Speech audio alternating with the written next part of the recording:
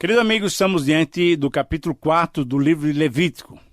Por ser um capítulo longo, com 35 versos, hoje vamos estudar do verso 1 até o 21, sobre os sacrifícios pelos pecados. Nos programas passados, estudamos a respeito das ofertas que o Senhor estabeleceu para que a comunhão com Ele fosse mantida. Nós já consideramos as 3 primeiras ofertas, que eram ofertas voluntárias e foram chamadas de ofertas de aroma agradável ao Senhor. Isso é, ofertas aceitáveis a Deus. As 3 ofertas estudadas foram a oferta de holocausto, a oferta de manjares e a oferta pacífica. Essas 3 tinham o objetivo de buscar a comunhão com Deus, enquanto que as ofertas que buscavam expiação por causa do pecado são aquelas 2 que nós vamos estudar a partir de hoje. Então, agora, estamos começando o estudo da primeira oferta que não era voluntária, mas era necessária, era obrigatória. Obrigatoriamente deveria ser apresentada por todo aquele que tivesse pecado. Mas então nós vamos ler primeiramente os versos 1 e 2 desse capítulo para podermos fazer algumas observações.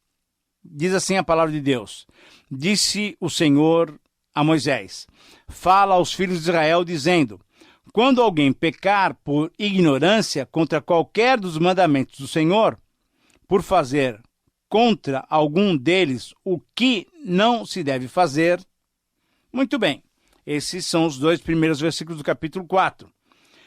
Quais as considerações que podemos fazer? Primeira, repare, querido amigo, que esse é o segundo pronunciamento de Deus. O primeiro pronunciamento aconteceu no capítulo 1, versículos 1 e 2, quando o Senhor já estava no tabernáculo cheio da sua glória. Naquele pronunciamento, Deus deu orientações claras e seguras para que os adoradores pudessem desfrutar da comunhão com Ele através dos holocaustos, da oferta de manjares e da oferta pacífica. Segundo, uma segunda consideração. Agora, nessa segunda palavra, Deus deu orientações sobre as ofertas que deveriam ser feitas diante dos pecados cometidos. Nessas orientações, as ofertas pelo pecado e pela transgressão mostravam ao israelita, aquele que adorava, como obter o perdão e restaurar a comunhão perdida. Terceira consideração. A partir do versículo 3, temos especificadas as orientações para as diversas categorias de pessoas que pecassem diante do Senhor. Uma quarta consideração. Nos versos 3 a 12, temos a oferta pelo pecado de um sacerdote ungido. E nos versos 13 a 21, temos a oferta pelo pecado cometido por toda a comunidade. Essas 2 ofertas veremos nesse programa. E uma quinta consideração é que no próximo programa, nós veremos nos versículos 22 e 26, uma oferta quando um líder do povo pecasse. E nos versículos 27 a 35, concluindo o capítulo 4, nós veremos uma oferta que deveria ser dada por um israelita comum que viesse a pecar diante do Senhor. Agora, você percebe, querido amigo, o cuidado de Deus para com seu povo, para conosco também? Deus, sabendo que o homem é pecador por natureza, providenciou todas as maneiras para que pudéssemos recuperar a comunhão com Ele, pois esse é o seu desejo. Deus quer manter comunhão conosco. Então, vamos analisar essa primeira oferta, que deveria ser feita pelo sacerdote ungido, quando ele pecasse. Vamos ler o texto. Versículo 3. Se o sacerdote ungido pecar para escândalo do povo, oferecerá pelo seu pecado um novilho sem defeito ao Senhor, como oferta pelo pecado. Trará o novilho à porta da tenda da congregação perante o Senhor, porá a mão sobre a cabeça do novilho e o imolará perante o Senhor. Versículo 5. Então o sacerdote ungido tomará do sangue do novilho e o trará à tenda da congregação. E molhado o dedo no sangue, aspergirá dele 7 vezes perante o Senhor, diante do véu do santuário. Também daquele sangue porá o sacerdote sobre os chifres do altar de incenso aromático, perante o Senhor, altar que está na tenda da congregação, e todo o restante do sangue do novilho derramará à base do altar do holocausto, que está à porta da tenda da congregação. Versículo 8. Toda a gordura do novilho da expiação tirará dele, a gordura que cobre as entranhas, e de toda a gordura que está sobre as entranhas, como também os 2 rins, a gordura que está sobre eles, e junto aos lombos, e o redenho sobre o fígado com os rins, tirá-los-á, como se tiram os do novilho do sacrifício pacífico. E o sacerdote os queimará sobre o altar do holocausto. Versículo 11.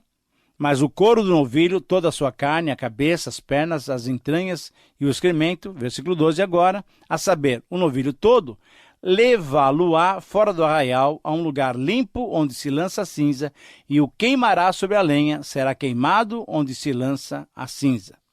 Muito bem, esses versículos merecem agora algumas considerações para entendermos essa oferta que deveria ser feita por um sacerdote ungido que pecasse.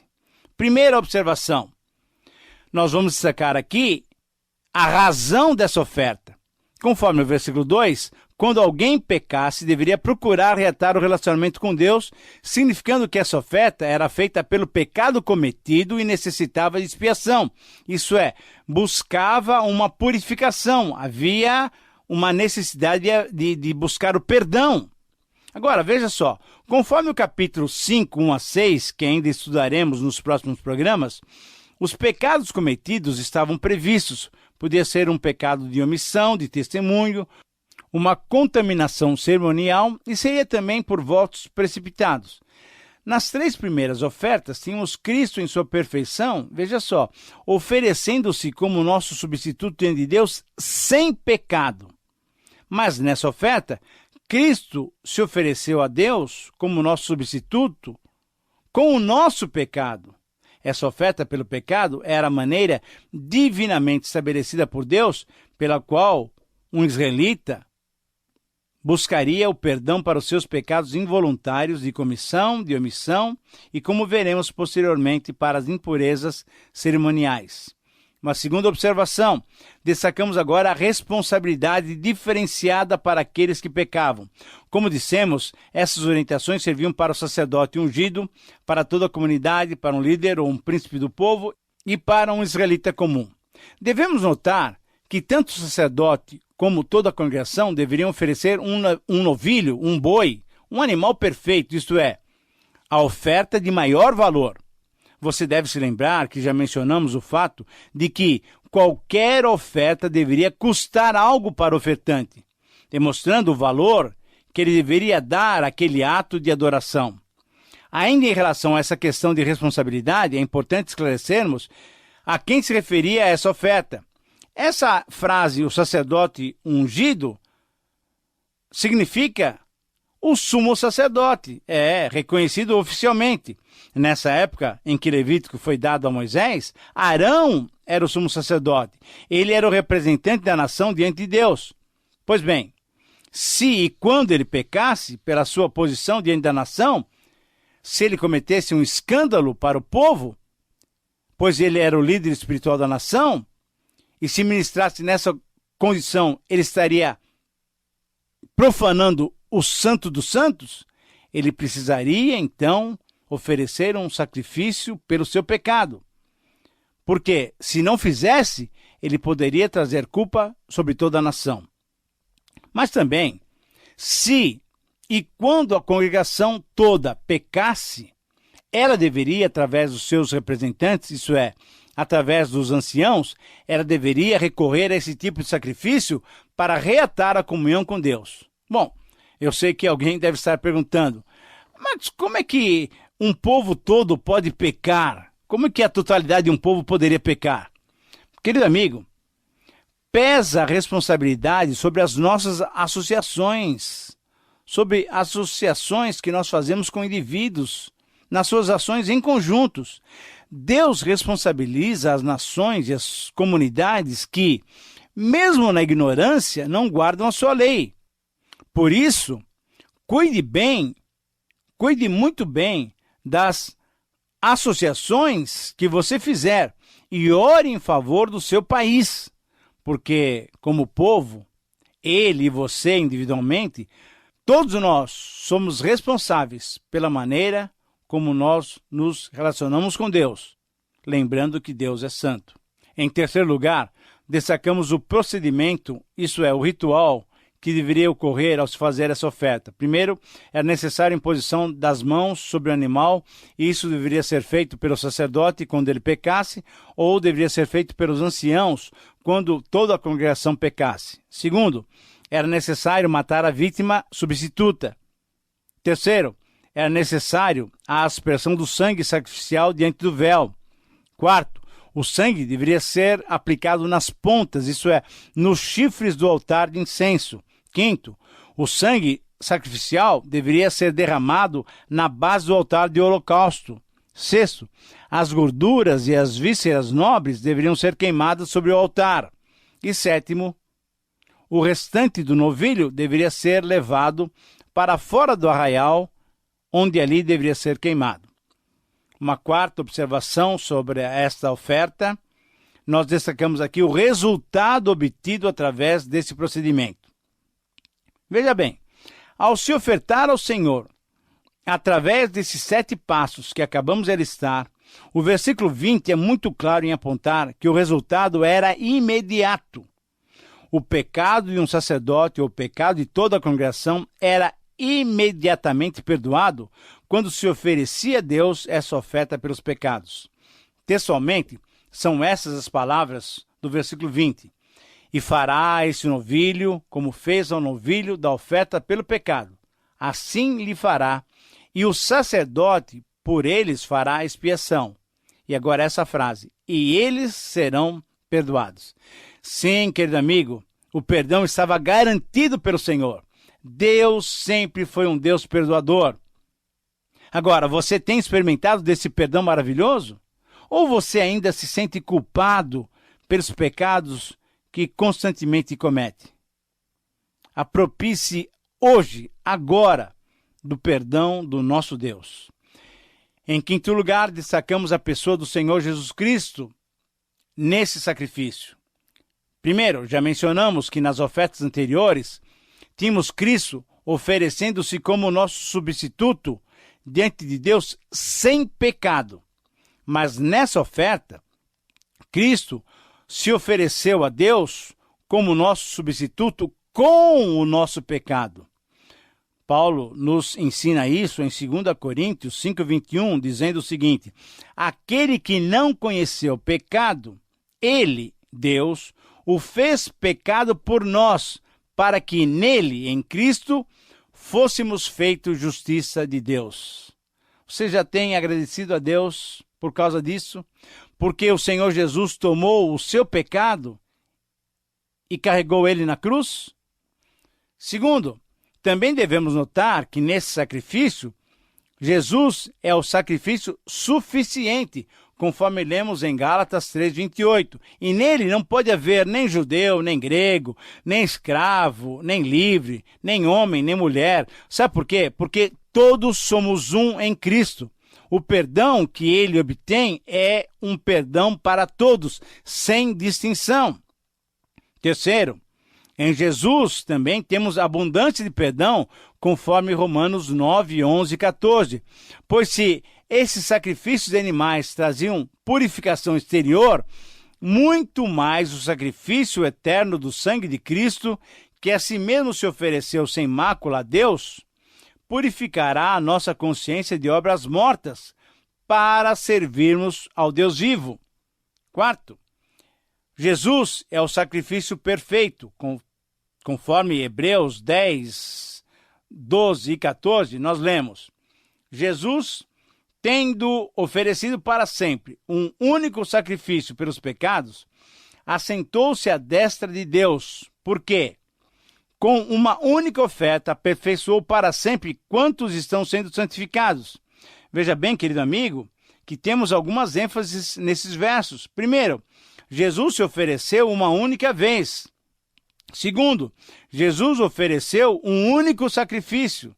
Terceiro, Jesus ofereceu uma única oferta. Quarto, Jesus está sentado à direita de Deus, indicando a sua autoridade suprema. E quinto, Jesus aperfeiçoou com seu sacrifício de uma vez por todas e para sempre a cada um de nós que estamos sendo santificados pela ação poderosa e paciente do Espírito Santo. Agora, você tem agradecido a Deus por essa obra contínua do Senhor Jesus Cristo, que ainda Ele faz em nosso favor, em seu favor? Quinto lugar ainda, em quinto lugar, a figura de Cristo se destaca nesse sacrifício, sabe por quê? Porque Ele levou sobre si o nosso pecado. Nós lemos lá em Isaías 53:5 o seguinte: mas Ele foi traspassado pelas nossas transgressões e moído pelas nossas iniquidades. O castigo que nos traz a paz estava sobre ele, e pelas suas pisaduras fomos sarados. Esse texto é confirmado no Novo Testamento, posteriormente, pelas palavras do apóstolo Pedro. Lá em 1 Pedro 2:24, ele nos diz assim: carregando ele mesmo em seu corpo sobre o madeiro os nossos pecados, para que nós, mortos para o pecado, vivamos para a justiça, por suas chagas fostes sarados. Querido amigo, a preciosidade que temos em Jesus é maravilhosa. E nós só podemos louvar a Deus, porque esse sacrifício estabelecido há tanto tempo atrás já prefigurava a bênção maravilhosa do perdão dos nossos pecados. Você tem agradecido a Deus pelos planos eternos dele, feitos em seu favor, antes mesmo que você existisse? Glorifique a Deus. Esse é o momento em que nós devemos dar toda a honra e toda a glória ao Senhor. Mas ainda, considerando essa oferta, vamos fazer uma sexta observação, destacando o significado dessa oferta. Podemos afirmar com segurança, diante de tudo aquilo que nós já vimos, que o significado básico e fundamental dessa oferta era a purificação do pecador e a obtenção do perdão divino. Esse era o significado real dessa oferta, pois o Novo Testamento a atualiza nas palavras do autor de Hebreus, quando em 9:22, inspirado pelo Espírito Santo, ele afirma: sem derramamento de sangue não há remissão, isto é, não há perdão de pecados. E em 10, versículo 4, ele também afirma dizendo o seguinte: é impossível que o sangue de touros e de bodes remova pecados. Querido amigo, olha, isso é importantíssimo que nós entendamos. Os sacrifícios do Antigo Testamento eram sombra da realidade futura. Eram a prefiguração do real sacrifício que nos limpa de todo pecado, isso é, o sacrifício de Cristo. Os sacrifícios do Antigo Testamento, inclusive este pelos pecados, somente apontavam para o real e completo sacrifício de Jesus Cristo, que realmente tem poder para perdoar os pecados. Agora devemos saber que existia uma diferença clara, fundamental, entre o holocausto, que era um sacrifício pelo pecado, e essa oferta, que era um sacrifício pelos pecados. No holocausto, o adorador pedia o favor de Deus, confessando-lhe que era pecador, isso é, a sua natureza era pecaminosa. Eu e você temos essa natureza pecaminosa. Mas nesse sacrifício pelos pecados, confessamos a Deus que cometemos atos pecaminosos, para os quais pedimos o seu perdão e a sua purificação. Você está conseguindo me entender? Veja bem, você comete pecados porque você é pecador, e não ao contrário. Você não é pecador porque comete atos pecaminosos. Não, não. Nós somos pecadores por natureza, e por isso é que pecamos. Por isso é que cometemos atos pecaminosos. Portanto, em primeiro lugar, o holocausto confessava a nossa condição, a nossa natureza de pecadores. E em segundo lugar, nessa oferta pelos pecados, confessamos os atos pecaminosos que praticamos. os erros que cometemos, mesmo que sejam involuntários. Agora, você reconhece que você é pecador? Você admite que tem cometido pecados? Lembre-se, entretanto, o sangue de Jesus nos purifica completamente. Agora, em último e sétimo lugar, destacamos sobre essa oferta as implicações que esta oferta traz para cada um de nós. Aqueles que são membros do sacerdócio real de Deus em Cristo, conforme 1 Pedro 2,9, devem ser revestidos de toda a justiça. Isso nós lemos lá no Salmo 132,9. E não devem permitir que o pecado domine sobre os seus corpos mortais, conforme nós lemos também em Romanos 6,12. E ao invés disso, conforme o versículo 13, nós devemos nos oferecer a Deus e os nossos membros como instrumentos de justiça. É, isso mesmo. Embora essa oferta tenha sido dada aproximadamente 3.400 anos, ela tem princípios claramente aplicáveis a nós. O que Deus espera dos sacerdotes do passado é o que Ele espera de você e de mim hoje.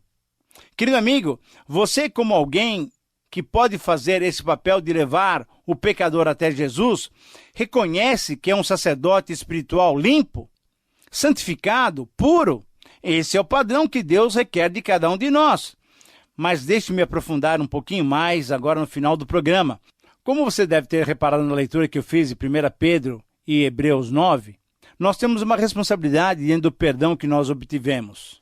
Nós temos a responsabilidade de servirmos, nós somos convocados para servirmos o Senhor, sendo uma bênção para as pessoas, para os nossos irmãos, uma vez que nós fomos perdoados pelo precioso sangue de Jesus Cristo. Querido amigo, o serviço cristão é um privilégio exclusivo daqueles que já foram lavados pelo precioso sangue de Cristo. Portanto, sirva a Deus, servindo o próximo com alegria, com gratidão, pelo perdão obtido pelo precioso sangue de Jesus. Bom, terminamos mais um tempo de estudo, com gratidão em nossos corações, com a expectativa de que você tenha sido abençoado. Um grande abraço e que Deus te abençoe.